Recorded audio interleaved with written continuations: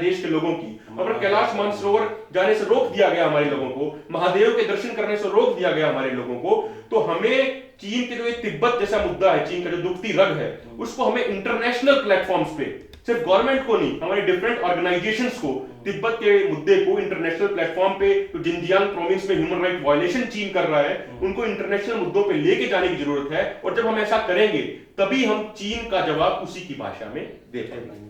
अच्छा पवन जी, एक चीज है कि आप जेपी मूवमेंट से भी जुड़े रहे, कवि भी रहे, आंदोलनकारी भी रहे, और वर्तमान में मूवमेंट से जुड़े हैं, चला रहे हैं राष्ट्रीय स्वाभिमान आंदोलन को।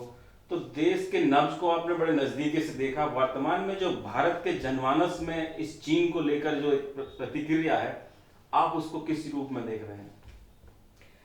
देखिए, अभी 3 पीढ़ियां जो देश में अभी जीवित हैं जी, चेतन है, उनके हिसाब से अगर आप इस वर्तमान स्थिति का अध्ययन करेंगे तो एक हम लोगों की पीढ़ी है जिसने 62 देखा था, और 62 हमारे जनरेशन के लोगों के सीने में एक कांटे की तरह चुभा हुआ है। एक अपमान बोध जब जब उसकी याद आती है तो भीतर खून खोलता है। तो एक तो वो पीढ़ी है। दूसरी पीढ़ी है जो रोजगार के तलाश में भटकते हुए लोगों की पीढ़ी है, जो आप समझ सकते हैं कि 40 से 50, 30 से 50 के बीच की उम्र की पीढ़ी है। उसने अपना रोजगार खोया है, और अब तो वो समय नहीं न है कि पता कारणों का पता न चले। अब तो दुनिया में सूचनाओं का द्वार खुला है, और उनको ये लग रहा है कि नहीं, हमारा जो रोजगार हमसे छीना है उसमें चीन की बड़ी भूमिका है।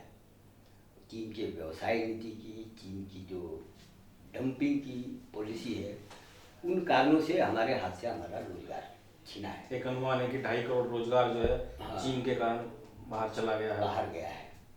उसमें कारीगर वर्ग भी है और छोटे व्यवसायियों का भी वर्ग है। छोटे उद्योग भी बंद हुए हैं, और छोटे जो घरेलू रोजगार थे, क्योंकि उसका सीधा हमला कुम्हारों के रोजगार पर, चर्मकारों के रोजगार पर, बढ़ई के रोजगार पर उसकी नीतियों का हमला हुआ है।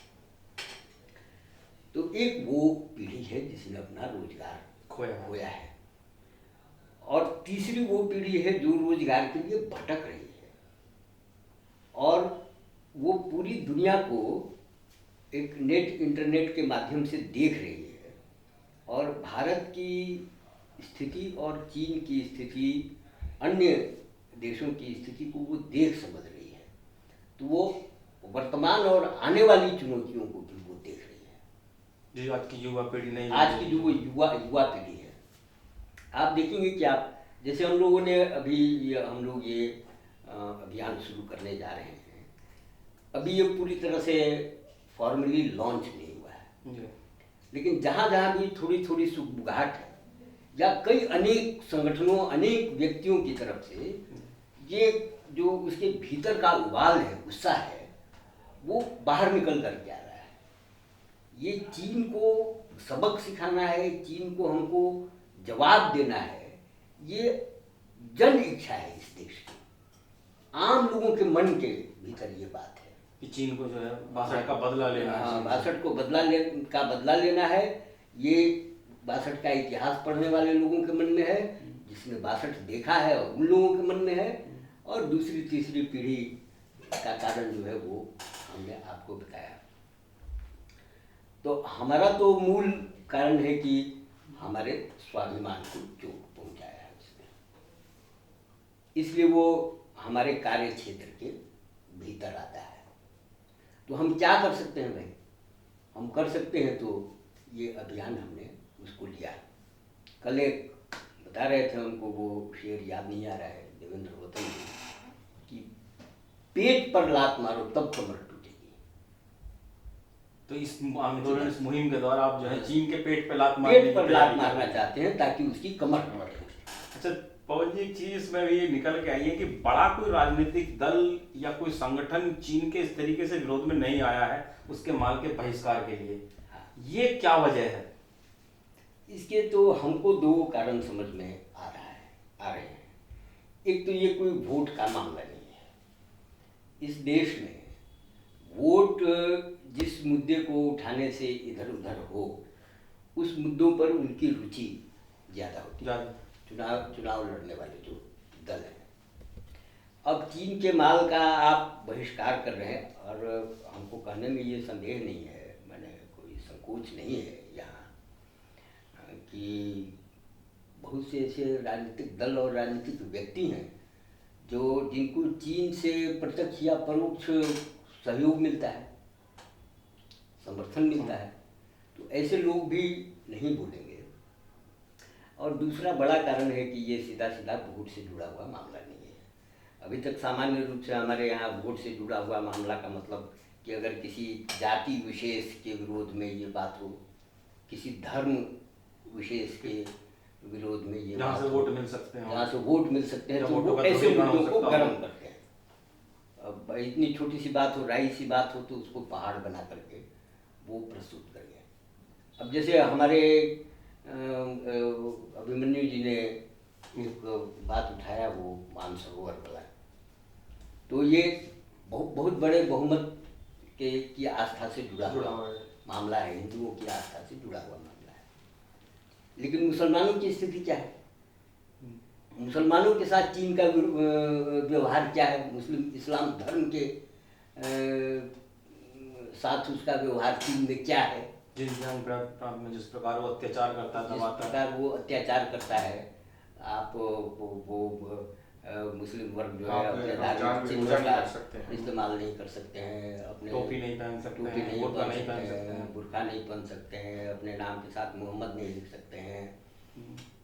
तो उसके लिए धर्म के हिसाब से, भले ही देश के हिसाब से पाकिस्तान अपने आप को इस्लामिक देश कहता हो, चीन उसका समर्थन करता हो, तो जो पॉलिटिकल मुसलमान हैं वो चीन के खिलाफ न हो, उनको लगता हो कि भाई ये पाकिस्तान का मित्र है तो हमको उसके साथ रहना चाहिए। लेकिन जो सामान्य मुसलमान हैं वो तो उसके भी खिलाफ है, चीन के भी खिलाफ है। तो आप इसको हिंदू मुसलमान का मुद्दा भी इस देश में नहीं बना सकते।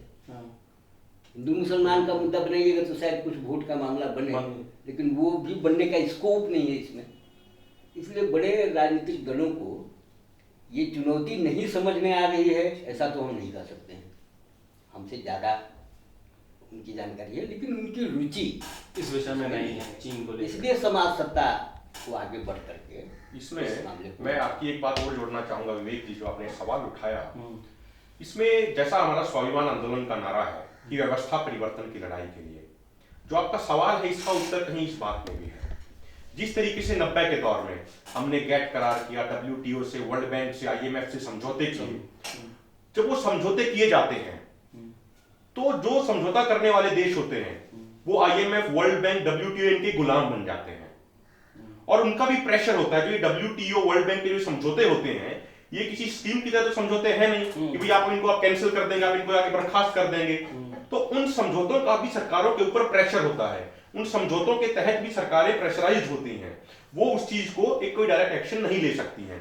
इसीलिए हम बार बार कहते हैं जो ये WTO, वर्ल्ड बैंक, IMF, जो इस तरीके के जो समझौते किए गए, जो इनके साथ मिलकर जो व्यवस्था बनाई गई, उस पूरी व्यवस्था को बदलने की जरूरत है।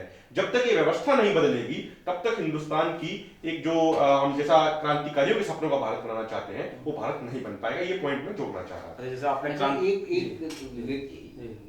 ध्यान आ गया इसलिए उसको हम जोड़ दे रहे हैं। जी बताइए। राष्ट्रीय स्वाभिमान आंदोलन के जन्म की कथा आप भी जानते हैं जी, उस पर थोड़ी सी चर्चा भी की। हाँ बताया था। उस समय भी आप बताइए, एक भी राजनीतिक दल स्थापित कोई खड़ा नहीं हुआ था, कोई सामने नहीं आया था। उसके लिए उसको जैसे सांप सूंघ गया था।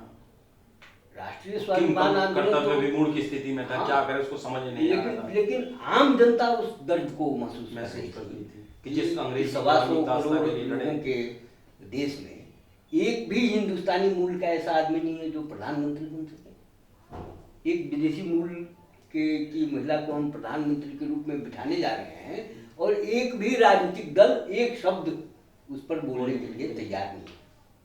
तो उस दबाव के और उस जन आकांक्षा के भीतर से न राष्ट्रीय स्वाभिमान आंदोलन का जन्म हुआ था। तो ऐसे जब भी अब तो इससे तो निष्कर्ष ये निकलता है कि राष्ट्रीय स्वाभिमान से राजनीतिक दलों का कुछ लेना देना नहीं है। ऐसे मुद्दों पर वो कभी सामने नहीं आएंगे। ऐसे मुद्दों पर सामाजिक संगठनों को, सामान्य आम जन को जो है आगे आना पड़ेगा, उठना पड़ेगा।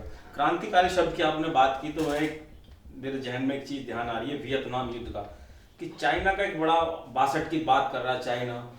भारत में भी एक आम धारणा रही है कि चीन जो है अजय है, उसको जीता नहीं जा सकता। लेकिन वियतनाम युद्ध में हमने देखा कि चाइना की एक बुरी तरीके से हार हुई थी। हमारे रक्षा मंत्री जॉर्ज फर्नांडिस जो वाजपेयी सरकार में उस समय थे, तो वो वियतनाम गए थे, तो उन्होंने वियतनाम ने वो सुरंगें, वो अपने गुप्त हथियार दिखाए थे कि जिनका उन्होंने चीनी से मुकाबला किया था। वियतनाम एक बहुत छोटा सा देश है, तो आप अंतर्राष्ट्रीय मामलों के जानकार हैं, समझ पढ़ते लिखते रहते हैं, तो मैं उसमें कॉन्टेक्स्ट में आपसे जानना चाहता हूँ कि ये क्या है कि भारतीय को एक डरा के रखा जाता है, एक हवा दिखा के रखा जाता है चीन का। देखिए विवेक जी, आप वियतनाम को अगर देखेंगे तो चाइना से पहले भी अमेरिका ने पूरी कोशिश की वियतनाम के ऊपर कब्जा करने के लिए। वियतनाम के ऊपर लाखों टन बम बरसाए, लेकिन वियतनाम के लोगों की जो एक लड़ने की जो एक इच्छा शक्ति थी उसको अमेरिका तोड़ नहीं पाया। अब अगर आप इसकी जो चाइना का हमला हुआ, इस अगर पृष्ठभूमि पर जाएंगे तो उस समय कंबोडिया में एक चाइनीज स्पॉन्सर्ड एक डिक्टेटर